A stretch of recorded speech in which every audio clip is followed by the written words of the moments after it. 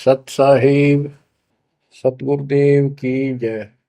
बंदी छोड़ कबीर साहिब जी की जय। बंदी छोड़ गरीबदास जी महाराज जी की जय। स्वामी राम देवानंद जी गुरु महाराज जी की जय हो।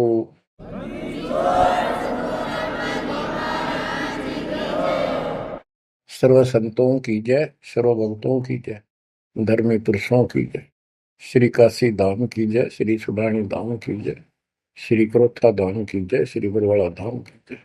सत साहिब ग्रीवन्योली नाद सुभान गति, लड़े भुजंग हमेश, जड़ी जानो नाम जगदीश है, विष नहीं व्यापै शेष। संत गरीबदास जी महाराज परमात्मा से प्राप्त अध्यात्म ज्ञान को कितने सुंदर तरीके से प्रमाण के साथ पेश करते हैं कि परमेश्वर कबीर जी का जो नाम है ये ऐसा जबरदस्त है। कबीर साहब ने बताया कि कबीर जैसे फनपति मंत्र सुन, रख पुन सुकोड़े, ऐसे बीरा मेरे नाम से, गाल चले मुंह मोड़े। ये तो कबीर साहब ने स्वयं बताया। जैसे फनपति सर्प और गारुड़ के मंत्र को सुनकर उससे इतना डर जाता है कि अपने फन को इकट्ठा करके भागने की चेष्टा करता है, ऐसे मेरे नाम से, कबीर नाम से, उस सच्चे मंत्र से यू काल चले मुंह मोड़, ऐसे काल दूर भाग जाता है। गरीबदास जी कहते हैं, यम किंकर कर जोड़ चले तिस देख रे, धर्मराय के अंक मिटावे लेख रे, जीव जुनी नहीं जा बाठा डे गही, दर्ग मंज हजूर पकड़ छे की बही। गरीबदास जी आंखों देखा परमात्मा की शक्ति का वर्णन करते हैं कबीर जी का, कि उनको देख कर यम के दूत हाथ जोड़ के और दूर चले जाते हैं। और फिर परमात्मा ने धर्मराज के दरबार में जाके मेरी बही निकाली। बही वो बुक, वो पैड जिस पे अकाउंट लिखा था, और परमात्मा ने कहा ये मुझे दो, ये मेरा भक्त हो गया, इसने मेरी दीक्षा ले ली। वह पैड पाट दी दाता ने वहीं पर और फेंक दी कूड़े में। दर्ग मंज हजूर पकड़ छे की बही, जीव जोनी नहीं जा बाठा डे गही। कि कबीर साहब ने जिसकी बाह पकड़ ली, जिसका हाथ पकड़ लिया, जिसको शरण दे दी, वो जीव 184 प्रकार की योनियों में नहीं जाएगा।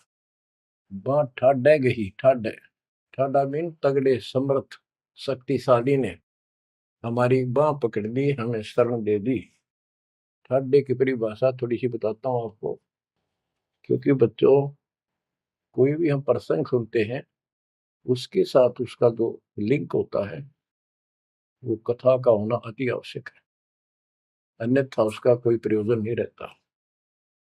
काफी समय पहले की बात है, एक भक्त अब परमात्मा कबीर जी की शरण में था संत गरीबदास जी के माध्यम से। और पुराने समय में खेती किसानी जो होती थी वो केवल वर्षा पर निर्धारित होती थी, और कोई नहर नूर नहीं थी, ना उसका कोई पानी लगता था। बारिश हो जाती थी कुछ एक क्षेत्र में तो उसमें किसान अपना उसको संवार के बीज बो दिया करते थे। जमीन ज्यादा हुआ करती थी उस समय। उस भगत की बहन के क्षेत्र में वर्षा होगी, वहां से मैसेज आया कि हमारे यहाँ बारिश हो गई है और सभी खेत एकदम बाने योग्य हो गए, बोने योग्य हो गए, हेल्प के लिए आओ। वो अपने बैल, अपना हल लेकर चला गया, उसको दूसरे खेत में भेज दिया। स्वयं उसका जो जीजा था, बहन का बटेऊ पति, वो अपने बैल लेकर दूसरे खेत में चला गया। जिस खेत में वो भक्त गया, दिन में हल चलाया, दोपहर के समय कुछ समय रेस्ट देते हैं बैलों को, पेड़ के नीचे चला गया। फिर वहां देखा आसपास एक तालाब थी, छोटी सी तलैया जोड़ी, उसमें कुछ पेड़ पेड़ थे, पानी था। बैलों को पानी पिलाने चला गया तो वहां एक मंडी बनी हुई थी, यादगार सी, छोटी सी चबूतरा सा बना के। उस पे एक बेली गुड़की रखी थी। बेली पहले 5 किलो का कट्ठा ही बना करते, वो विशेषकर चढ़ाने के लिए होता था, भेंट। अपने देवी देवताओं को किसान चढ़ाते थे, बोल देते थे पहली फसल का पहला वो 5 किलो ऐसे पीर का चढ़ाऊं। वो पीर की मंडी थी। तो वो जो एक का डला सा था मोटा, 5 किलो का, 5 शेर का, उसको उठा लाया वो भक्त। कुछ आप खाया, कुछ बैलों को खिला दिया, अपना काम करके शाम में घर पे आ गया, सो गया।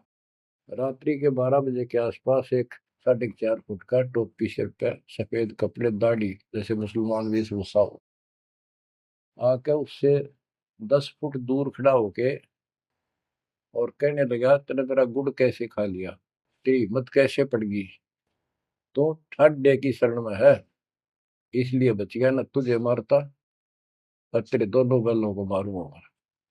मेरी पार नहीं बसाई, और कति लाल आंख कर रखी और बहुत गुस्से में था। यूं कह के वो चला गया। भगत को भी फिर थोड़ा सा एहसास हुआ, यूं के भला थी। बाकी इतना तो विश्वास था कि समर्थ की शरण में हो, इस तरह के कुतरुओं का कोई बहुत नहीं। फिर भी मन में था, भी कहते ये बात हुई तो हुई क्यों, ऐसा के कारण हो गया। उसने अपनी बहन से पूछा कि बहन, ऐसे ऐसे उस मंडी पे गुड़ चढ़ा रखा था आपके खेत में, किसकी बना रखी है वो आपके खेत के बराबर में, जोड़ी पे, तालाब पे। तो उसकी बहन बोली, के बात हुई भाई, क्योंकि एक बेली चढ़ा रखी थी, किसी ने गुड़ की रखी थी, मैं उठा लिया। बोला, कुत्ते खाओ उसने, मन बहला थी, खिला दी, कुछ आप खा ली। उसकी बहन बोली, रे के क्यों जुल्म कर दिया तेने, को उठा लिया तू वहां से। रोड लागी नो सुनते ही। भाई बोला, मेरी तो सुन ले सारी। वो एक इतने 4.5 फुट का, 4 फुट का आदमी होगा, और सफेद कपड़े पहन रखे, ऊपर टोपी, मुसलमान टाइप सा था, और मेरे से 10 फुट दूर खड़ा होगा, रात को आया। और इन्होंने बोला, तेरी हिम्मत कैसे पड़ गई, मेरा गुड़ उठा लिया, तने खा कैसे लिया। मैं बोला, नहीं वो आप पे बोलेगा। ने बोला, तू ठाड्डे की शरण में है, न तुझे मारू और तेरे दोनों का लाल मारू। ला ला के रखी थी, और नो कहकर चला गया वापस। वह भेड़ और फूट फूट कर रोने लगी। बोला, रे तो मेरा काला मुंह कराओ, के जवाब दो, माने न्यू शहरों से तने के वो है गुड़ पाया खाने को, हमारे आप सारे गुड़ की कमी है यहाँ पर। बहुत बुरी तरह लगी रो, भाई बचा कुकर मेरा भाई, अपने पति ने भी लड़न लागी, तने क्यों भेजा ही उस साइड में, तो इन्होंने क्यों ना भेजा, तने बताना चाहिए था इसको पहले। वो भाई बोला, तेरी अब भी अकल पर पर्दा पड़ रहा, उतरा शेर हाथ जोड़ के गया। अरे नो क्या, तू ठाडेगी शरण में, जा तो बच गया, न मारी न दो मैंने तो रोए जाओ पाछे थे।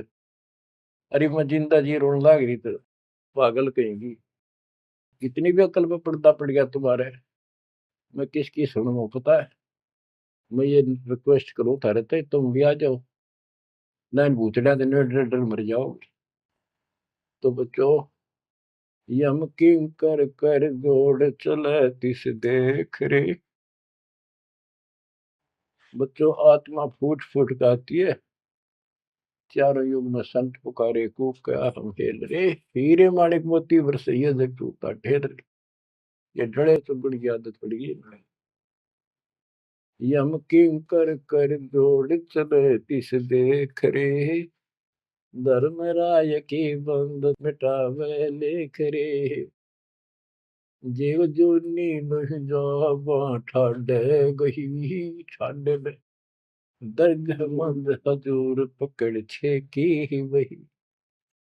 सुन मंडल सतलोक अगमपुर धाम है, धन बंदी छोड़ कबीर तुम्हारा नाम है। बच्चों, इस परम पिता के प्रेम में ऐसे गजब के ज्ञान, ऐसे समर्थ की शरण, आत्मा भावुक हो जाती है, रोका नहीं जाता। सो शुक्र मनाते हैं अपने गुरुदेव का, हे बंदी छोड़, हे परम पिता कैसे शरण दिया आपने, कैसा सुंदर राह बता दिया। नहीं अन्य बिरान माटी राखो या भूतड़े, अरे न पूजे भी जाओ और दुर्गति भी जो कि न रहनी थी। और गीता कहती है भूत पूजोगे भूत पढ़ोगे। परमात्मा की सूक्ष्म वेद की वाणी कहती है भूत में सो भूत है, देव में सो देव, राम में सो राम है, सुन सकल सुरदेव। अब प्रश्न चल रहा है, कबीर जैसे फन पति मंत्र सुन, रख फन सकोड़े, ऐसे बीरा मेरे नाम से काल चल मोड़े। पारक के अंक की अमर ग्रंथ की प्रथम वाणी है, ग्रीव न्योल नाद सुभान गति, लड़े भुजंग हमेश, जड़ी जानो नाम जगदीश है, विष नहीं व्यापै शेष। जैसे एक नेवला होता है, सारा 9 इंच का प्राणी, और वो 10 फुट के सांप को, सर्प को, भुजंग को मार देता है। कैसे मार देता, उसके पास एक ट्रिक है। उसके पास एक जड़ी होती है, एक नागदमन जड़ी होती है जंगल में, उसको सूंघता है, उसमें स्मेल आती है। वो सर्प को उस समय छेड़ता है जो वो जड़ी के आसपास होता है, वो झाड़ बोझड़ों के अंदर होती है। वो सर्प को छेड़ता है, सर्प ऐसे फन उठा लेता है, और वो जाके एकदम वहां जड़ी श्वास में भर लेता स्मेल, और आके उस सर्प के सामने सो के थोड़ी सी दूरी से छोड़ देता है। जिस दर से हवा चल रही हो, सर्प की तरफ जा रही हो, उस साइड में हो जाता हो। सर्प को उससे चक्कर आने शुरू हो जाते उस स्मेल से, उसका जी घबराता है और वो भागने की चेष्टा करता है। नेवला फिर उसके गर्दन पे बैठ जाता है, मुंडी पे पीछे के, और वहां मुंह के ऊपर फिर वो स्मेल छोड़ता ही रहता है। उसको अचेत करके फिर पकड़ कर उसको मार डालता है, काट देता है। तो बच्चों, गरीबदास जी ने बताया कि कबीर परमेश्वर का यो सच्चा नाम सतनाम और सार नाम। सार नाम है, ये है मेन चीज। सतनाम भी बहुत शक्ति हो जाती है इन दोनों के मेल से। जैसे दो जड़ियों को मिला दिया जाए, उसका कुछ अलग से स्ट्रॉन्ग दवाई बन जाती है, मेडिसिन।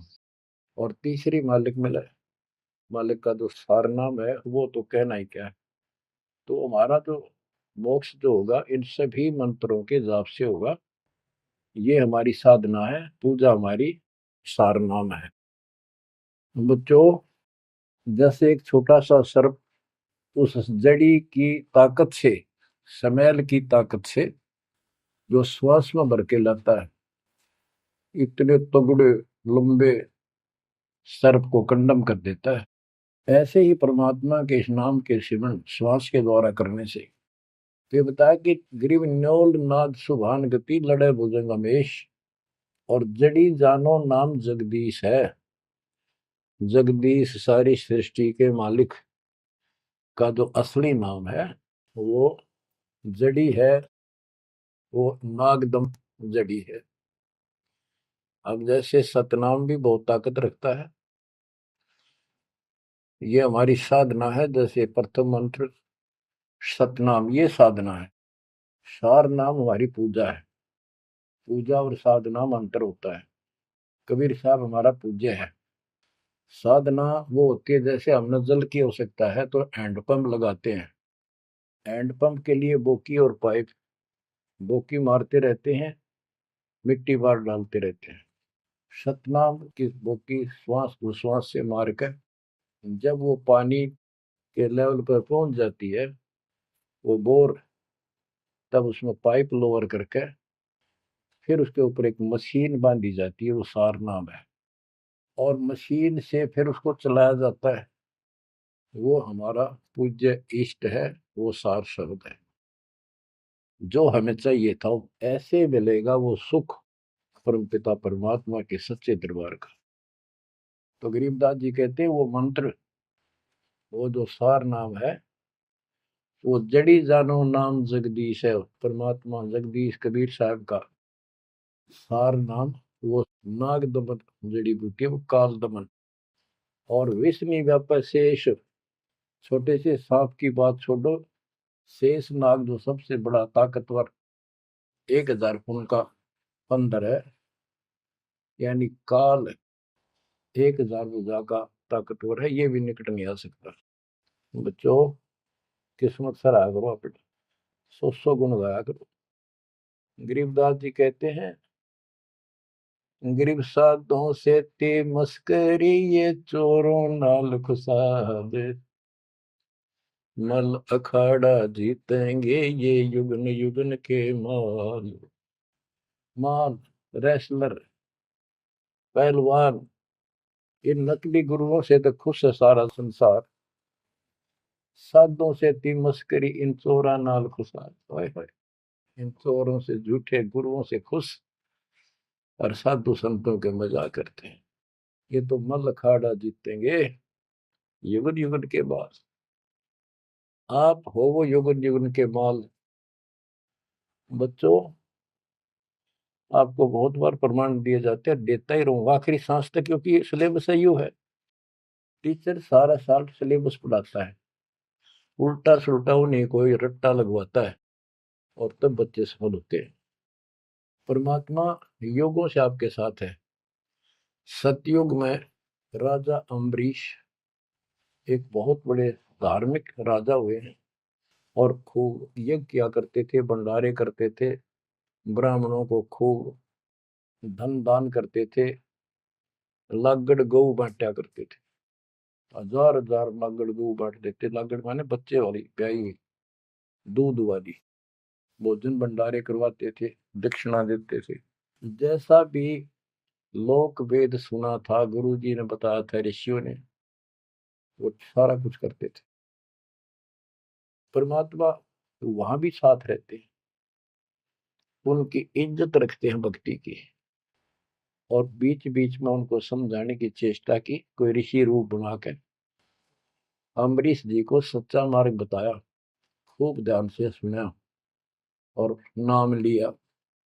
लेकिन वो ऋषि वहां सैकड़ों और मालिक एक।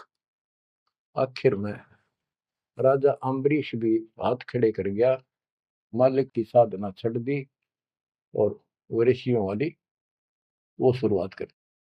इतने अच्छे भगत विष्णु जी के बने हुए थे। बच्चों, अब हंसी भी आती है, दुख भी होता है। गरीब वेद पढ़े पर भेद न जाने, वाचे पुराने ठारा, और पत्थर की पूजा करे, भूल गए सृजनहारा। वेद पढ़ा करते ऋषि उस समय, केवल वेद। पुराण तो इनकी अपनी रचना है, फिर वो सा लिखते चले गए, और सारा वेद के विरुद्ध साधना करते करते और कराते थे। विष्णु जी की पूजा करे, और गीता क्या कहती है, तो चारों वेदों का सारांश है। विष्णु 3 गुणों में से एक सतगुण है। इन तीनों गुणों की भक्ति तक गुण में माया के द्वारा जिसका ज्ञान हरा जा चुका है, यानी इसी तक सीमित है, जो राक्षस स्वभाव को धारण किए हुए मनुष्यों में नीच दूषित कर्म करने वाले मूर्ख, ये मेरी भक्ति ना करते। तो अम्बरीश वही साधना करता था, लेकिन पिछले संस्कार किसी, जैसे भी चल रहा भक्ति युग बच्चों, आप इन बातों को बार बार सुनोगे तो आपके दिल में समा जाएगी अकाड़ी सच्चाई ये है। अब ये भक्ति काल शुरू हो गया, मोक्ष काल समझो। इसमें हजारों वर्षों तक चलेगा, अरबों भगत बच्चे बेटा बेटी पार होंगे, जो चलेगा जो भी लाखों वर्ष और भी चलेगा। लेकिन वो साधना करते रहेंगे, लेकिन उनका विश्वास इतना नहीं बनेगा, वो फिर यही रह जाएंगे काल के जाल में। उन्हीं में से फिर, क्योंकि उनकी भक्ति जबरदस्त है, शास्त्र अनुकूल है, अगले सतयुग में उन्हीं पुण्यात्माओं को काल जन्म देगा। उनको पहले ऊपर के लोकों में रखेगा, ऊपर के लोकों में, स्वर्ग में देवता हजारों लाखों वर्ष वहां रहेंगे। यानी एक कोल्लू के साथ चक्कर है, चैन है, चैन। उस चैन पर जैसे डाल देते हैं, ब्रह्मलोक में गए, फिर चक्कर काटते काटते विष्णु लोक, शिव लोक, सारे अपने कर्म फोड़ के भोग के खत्म करके, फिर भी उनके पुण्य इतने बच जाते हैं कि सतयुग में जन्म देते हैं उनको।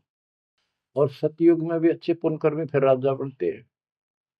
और वह भक्ति, ये वाली भक्ति कसक और वो शेष बची ताकत फिर भी साथ रहती है। और इस कारण से भगवान भी उनके साथ रहना पड़ता है। जो बच्चा गऊ की नजर में, यूं साईं को संत, भक्तों के पीछे फिरे भक्त वत्सल भगवंत। कबीर जो जन मेरी शरण है, ताका हूं मैं दास, गेल गेल ला गया करो जब लग धरती आकाश। तो अपने इस विधान अनुसार अम्बरीश से मिले। ठीक है, एक बार तो यह बात इतनी गजब की है, सारी ठीक ठीक लगती है, लेकिन माहौल खराब होता है। ये ज्ञान बताने वाला एक होता है, दूसरा समर्थक नहीं होता। उस दिन में वो भूल जाते हैं और इसी लोग बहका देते हैं, कहाँ सी बातें करते हो, वेदों में ऐसा कहीं नहीं है, वेदों में ऐसा नहीं है। अब दास तो कहना चाहता है, फिर अगले जन्म उस भक्ति से वो अम्बरीश राजा स्वर्ग गया, स्वर्ग में अपने पुण्य भोगे। फिर त्रेता युग में फिर राजा जनक के रूप में वह आत्मा ने जन्म लिया। वहां भी खूब भक्ति करी, विष्णु के कट्टर पुजारी। वही भावना वही भाव फिर भरा हुआ था, परमात्मा फिर भी मिले उनको।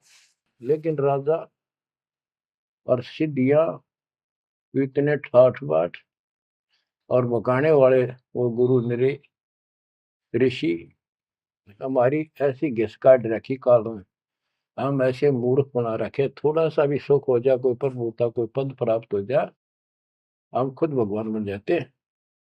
लेकिन पिछली धार्मिकता के अनुसार हम कुछ धार्मिक भी बने रहते, लेकिन रहते वही के वही। और अम्बरीश राजा इतने अच्छे भगत थे, पिछली सिद्धि शक्ति मालिक की वो भक्ति की सही थी। एक बार दुर्वासा ऋषि ने उनके ऊपर सुदर्शन चक्कर छोड़ दिया। दुर्वासा कहता था कि तू ये साधना छोड़ दे, मैं बताऊं वाह कर। अम्बरीश ने हाथ भर ली पर छोड़ी नहीं। अगली बार गया, उसने गुस्सा हो गया कि तू मानना नहीं मेरी बात, तेरा सिर काट दूंगा, इतना गुस्सा। सुदर्शन चक्कर छोड़ दिया। सुदर्शन चक्कर राजा अम्बरीश के पैर छू के और दुर्वासा ने मारने खातिर वापस चाल पड़ा।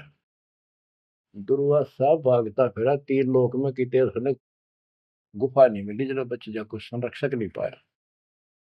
परमात्मा कबीर जी ने विष्णु रूप बनाया, एक सवाल आ दी, एक मिनट में के कर दी कर दिया बोलो में। दुर्वासा ने देखा भगवान विष्णु बैठे, वहीं पहुंच गया और कंप पे डांक ठोक रखी, मन बचा लो भगवान, बचाओ मुझे, सुदर्शन चक्र मुझे मारेगा। परमात्मा बोले क्या गुस्ताखी कर दी, क्यों मार रहा है तेरे को। फिर वह सारी कहानी बता दी।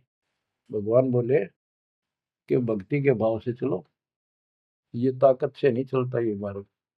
अपना ज्ञान दो, कोई मानने ठीक है, ना मानो मत ना मानो, मुझे बचाओ भगवान मुझे बचाओ। उसमें सुदर्शन चक्कर रुक गया, खड़ा हो गया दूर, भगवान की शक्ति से डर के देख के।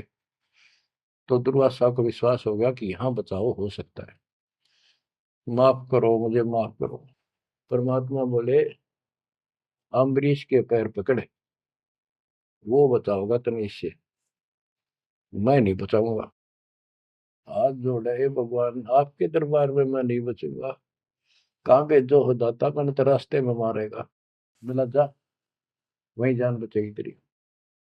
अम्बरीश के चरणों में गिरा वो, जिसने 56 करोड़ यादव मार दिए थे एक वचन पे। तो कहते हैं अपनी देसी कहावत हमारे यहाँ, शेर न सोआ शेर, जरूर टकराया कर, इन्हीं बकवाद करनी है। अम्बरीश के चरणों में मत्था टेका उसने, मेरी जान बख्शो महाराज, जान बख्शो, बख्श दो। अम्बरीश राजा बोले महाराज मैंने कुछ नहीं कहा, तेरा कर्म तुझे मिला। और वो सुदर्शन चक्कर हाथ से पकड़ लिया राजा अम्बरीश ने और ऑफ कर दिया, शांत हो गया। बोला ले जा तेरी तोब। और भक्ति के भाव रहना चाहिए इंसान। बच्चों, अम्बरीश राजा की इतनी महिमा होगी, ऋषि भी हैरान थे जो उनके गुरु लोग थे। वो नहीं छोड़ कहते, मन तू सुख के सागर बस रे, और न ऐसा यस रे। तू सुख के सागर बस रे, ये झूठे यशों में कुछ नहीं धरा। वह सतयुग में महिमा होगी, फिर राजा जनक बन गए। राजा जनक वही भाग्य बाबा नानक बने। जब एक सुखदेव नाम के बाल ब्रह्मचारी माँ के गर्भ से भक्ति ले रहे थे और आकाश में उड़ जाने की सिद्धि थी। उस हृदय की गांठ से पंसारी बन जाते ये, अपने बराबर किसी ने नहीं समझा था। राजा जनक के पैरों में पड़कर स्वर्ग तक जाने का विरोध करवाया। वो मोक्ष तक बहुत दूर की बात है, वो तो मार्ग ही नारा है। गरीब सुखदेव ने 84 भुगती बिना पजावे खरगो, तेरी क्या बुनियाद परानी, तू पेंडा पंथ पकड़ो। के सुखदेव जैसे ऋषि जिसकी टूटी बोला करती, सारे देवता उसका सम्मान करते थे, बड़ा पहुंचा हुआ है, वो भी फिर 84 लाख योनियों में गया। राजा जनक से दीक्षा ली। पहले तो यूं कहा था, मैं बाल ब्रह्मचारी ब्राह्मण ऋषि, जनक विदेही राजा भाई, कैसे शीश निभाऊं जाई। सुखदेव बोले, ज्ञान विवेक का हमने स्त्री का मुख नहीं देखा। राजा के 10,000 रानियां। तो गरीबदास जी कहते हैं, गोरख से ज्ञानी गणे सुखदेव जति जिहान। वो अपने आप को जति मान रहा था। और सीता सी वो बारिया संत दूर स्थान, संत के घर बहुत दूर है। इन बात का तो नहीं भाई इसने ब्याह करवा रखा है, इसका न्यू हो रहा था, भाई संत कैसे हो सकता है। 10,000 रानी थी, फिर भी उस नकली से दो भी अच्छा था राजा जनक। बच्चों, ये मूल ज्ञान है, ये निचोड़ है, निष्कर्ष है, ये तत्व ज्ञान है। और राजा जनक रूप में बहुत गणे यज्ञ किए, बहुत प्रमाण है पुराणों में। बहुत धर्म भंडारे लाए, यानी दूध वाली गाय बाटी साधु संत, तो वो धर्म पुण्य बन गए। अब देख काल कैसे ठगी करता। बच्चों, सारे पॉइंट याद रखने पड़ेंगे, बेमतलब अपने धन ने खोया नहीं करते। राजा जनक और सुखदेव विमानों बैठकर स्वर्ग जान लग रहे। रास्ते में 12 करोड़ आत्माएं नरक में तंग पा रही थी, हाहाकार मचा, रोवे। राजा जनक ने कहा, ये आवाज कहां से आ रही है चिल्लाने की, रोको मेरा विमान रोको। रोक दिया। उनको बताया गया कि यहाँ एक नरक है, उसमें 12 करोड़ आत्माएं जीव अपने कर्म दंड भोग रहे, पाप। राजा ने कहा, इनको छोड़ दो, इनको कष्ट ना दो। तो वहां जो उनके साथ गए थे देवदूत, यमदूत, वो कहने लगे, जी यहाँ आपका हुक्म नहीं चलता, यहाँ का राजा धर्मराज है, उसके आदेश से सब कुछ होता है। बोला, या तो मुझे इस नरक में डाल दो, मुझे भी यहीं छोड़ दो, ना इनको निकालो। धर्मराज तक बात गई। धर्मराज जी वहां आए, बात सुनी। धर्मराज बोले, राजन, अपने अपने कर्मा का फल सब न भोगना पड़ता है, ऐसे नहीं कुछ हो सकता।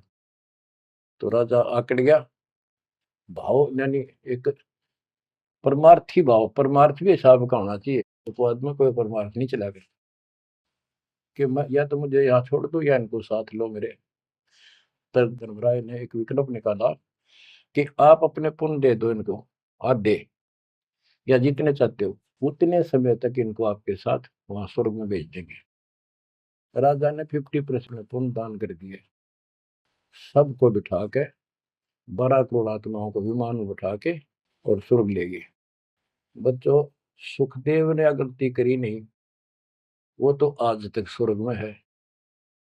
और वो राजा जनक ने आधे पुण्य खत्म कर दिए, बाकी के पुण्य में पिल्ला झाड़ के खा के खर्च के खो खंडा के बाबा नानक रूप में जन्मे। पहले राजा थे 2 जन्मों में, दुनिया भर के नौकर होते थे, और फिर हैंड टू माउथ हो गए, खुद नौकर लगे नवाब के मोदी खाने में, गोदाम में। अब बच्चों, अब हमने सावधानी न्यों भी बरतनी है, अपने नाम ने अपने भक्ति ने नष्ट नहीं करा, किसी के ऊपर भावुक हो गया। एक बताओ था कि मैंने अपने भाई दुखी हो रहा था, उसको अपने पुण्य दे दिए, भक्ति दे दी, वो तो ठीक हो गया, मेरी डूबती हो रही है, बुरा हाल हो रहा ना, वो दिक्कत होगी, बीमारी होगी, आगे तागे दुख होने लग के। तो ये बकवाद नहीं चले, मर्यादा जो बनाई है उसको संभालो। तो कहने का भाव ये है कि आपको इस पॉइंट पे लाना चाहता हूं। अब राजा जनक राजा थे, राजा अम्बरीश राजा थे वो बाबा नानक बने, खुद नौकर लगे राजा के। अब यहाँ आकर हमारी बात टिकती है कि साधों से तीमस करिए चोरा नाल खुशाल, मल अखाड़ा जीतेंगे ये युग युग के बाद। यानी भक्ति की चाह, भगवान की चाह उनके में तब भी थी, पर एक्सरसाइज गलत थी। अब परमात्मा फिर मिले उनको आकर के। अब वो भौतिक धन में निर्धन थे, पर अध्यात्म धन के भरे पड़े थे। पिछले पुल गजब के थे भक्ति वाले। एक तो धर्म कर्म किए होते हैं वो, और एक होते भक्ति की शक्ति। वह न्यो की नो डटी थी उसकी, वो पुण्य खत्म कर दिए थे उसने। तो वो भक्ति उस कारण से परमात्मा फिर आकर मिले। अब वो हैंड टू माउथ था, सुन ली। राजा होता तो तब भी ना सुनता। तो बच्चों, आज आप से कितने निर्धन हो और कितने धनवान हो, आप उस मालिक के सच्चे बच्चे हो। पिछले जन्म जन्मांतर से आप भक्ति करते हुए आ रहे हो। अब परमात्मा ने अपना वो धन देखना है। कबीर सब जग निर्धना धनवंता नहीं कोई, धनवान वा को जानियो जहाँ पर राम नाम धन वही है। आपके पास वो राम नाम का धन भरा पड़ा है। और जैसे सुकुच मीन मिलता नहीं भाई, स्वाति सीप सब अड़ ही जाई। सुकुच मीन सतगुरु हो आया जिन परमात्मा का भेद बता। जैसे सीप और मोती का उदाहरण दिया जाता है कि स्वाति भी मिल गई सीप को, ऊपर की बूंद, मोती भी बन गया। लेकिन एक सुकुच मीन जब उसमें टक्कर ना मारे, उसने खुल नहीं, तो मोती माए गड़ गया और वह सीप भी मर गया। तो बच्चों, ये भक्ति धन थारा इब कभी नहीं गड़ मर जाता, सतगुरु ना मिलता था। तो अब आपका वो मोती सुरक्षित है। अब कहते हैं सुकुच मीन सतगुरु हो आया जिन परमात्मा का भेद बता। तो बच्चों, फिर बाबा नानक को मालिक ऊपर लेकर गए और उनको वो सच्चा राह बताया। उसके बाद उनकी जिंदगी बदल गई। यानी पहले वकील हो रहे थे काल के, सुने नहीं थे।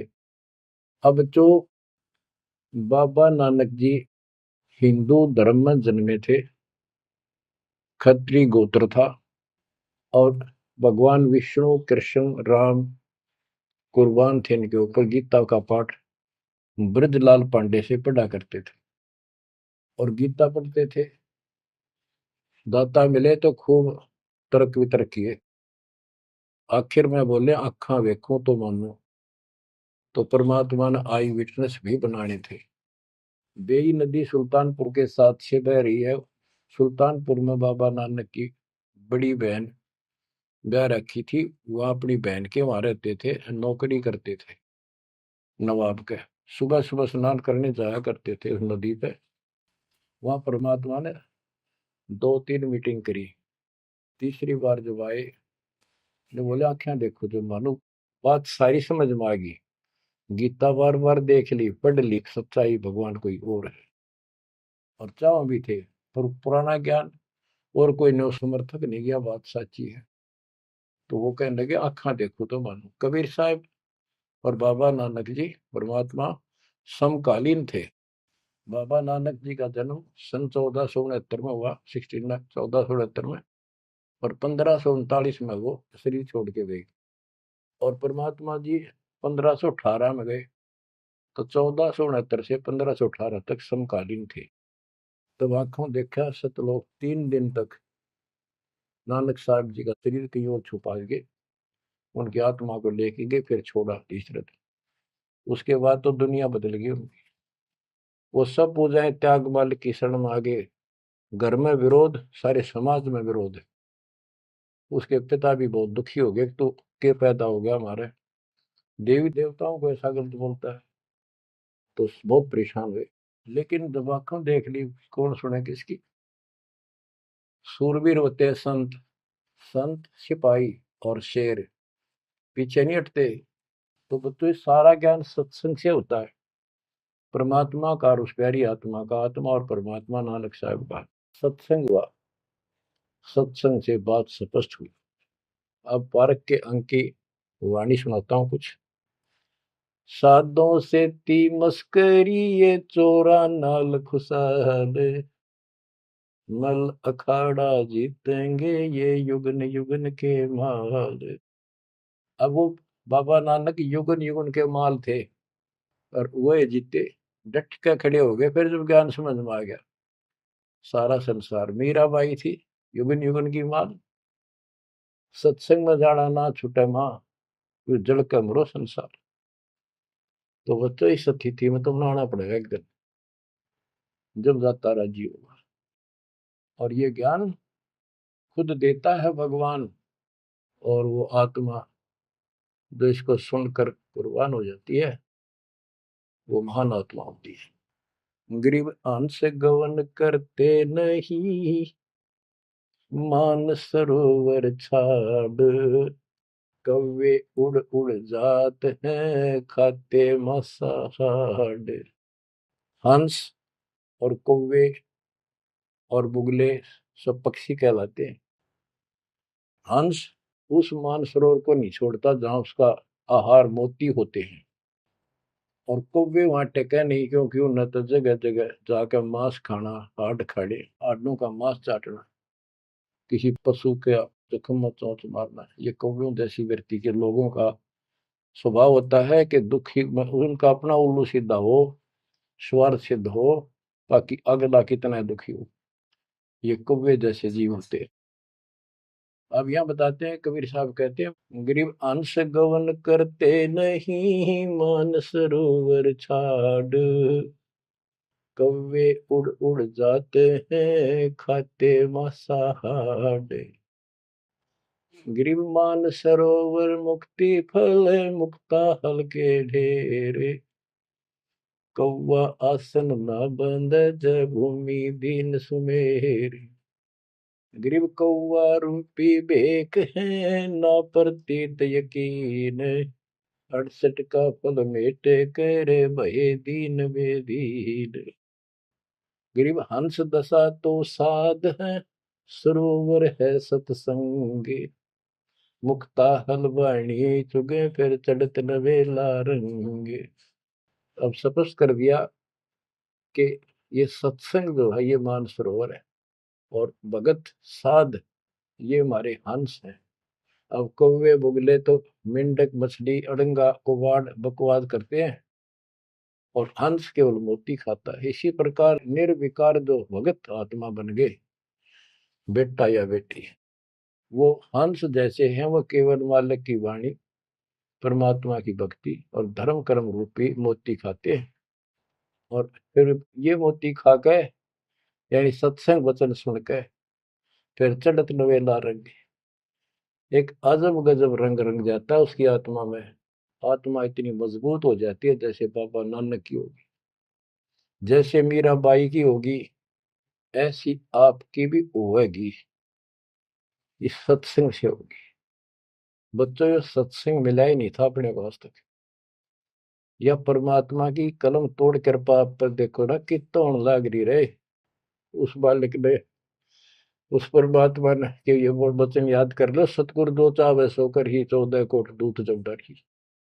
ये जो चाहे सो कर लो, ये प्रमाण देख यो कर दिया। ऊत भूत चमतरास निवार है, और चित्रगुप्त के कागज पाड़े। पुण्यात्माओं, धन्य आपके माता पिता जिनसे जन्मा, और धन्य आपकी किस्मत, धन्य आपकी पिछली करनी, और धन्य आपके इस समय को कि आपका जन्म किस समय में हुआ है। इस माल्य के प्रयत्न को, दास के इस प्रयत्न को हल्के में ना लेना। पुण्यात्माओं, उस दाता की अमर कथा आपके हृदय में भर रहा हूं, ये अमृत हार आपको करा रहा हूं। बच्चों, कुर्बान हो जाओ। समय पहचान दो, टाइम बार बार नहीं आता होगा आपका। ये संसारिक धंधे थे कर कर मर लिए, इनमें फिर भी पूरा ना पटता। इस मालिक की तरफ ध्यान ज्यादा दो, हर चीज में बरकत दिखा दूंगा, नारी नारी। परमात्मा आपको मोक्ष दे, आपको समय दे इस अनुभव रत्न, इस मानसरोवर बनाने का, आत्मा के मैल कटाने का सत्साई।